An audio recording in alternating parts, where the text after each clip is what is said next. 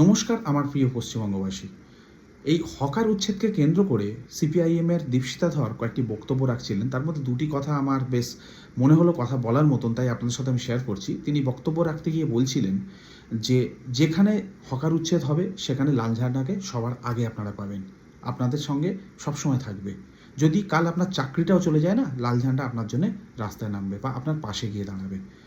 আমি এই প্রসঙ্গে একটা কথা বলতে চাই।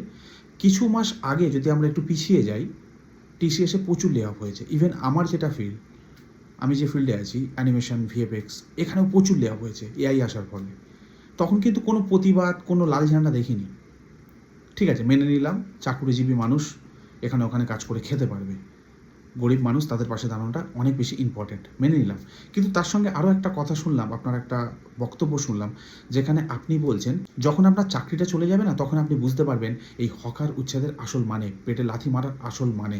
এরকম কিছু একটা বলেছেন, আমি কোড আনকোড বলতে পারলাম না। যাই হোক, আপনি এটা বলতে চাইছিলেন যখন আপনার চাকরি চলে যাবে তখন আপনি এই ফিল্ডটা করবেন।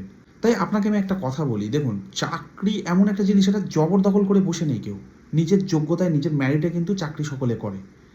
মানে এটা নয় আমি কারোর জায়গা দখল করে বসে আছি, সে আমাকে তুলে দিল তার জন্য প্রতিবাদ করতে হবে, এরকম কিছু না। কারণ আমি আমার যোগ্যতা দিয়ে চাকরিটা পেয়েছি। এবার যদি আমি আসি এই হকার উচ্ছেদের ব্যাপারে, বা যারা এখানে স্টল করে বসে রয়েছেন, তারা কিন্তু এই কোনো কেনা সম্পত্তির ওপর বসে নেই। তারা রেলের জায়গার উপর বসে রয়েছে দীর্ঘ 30-35 বছর ধরে।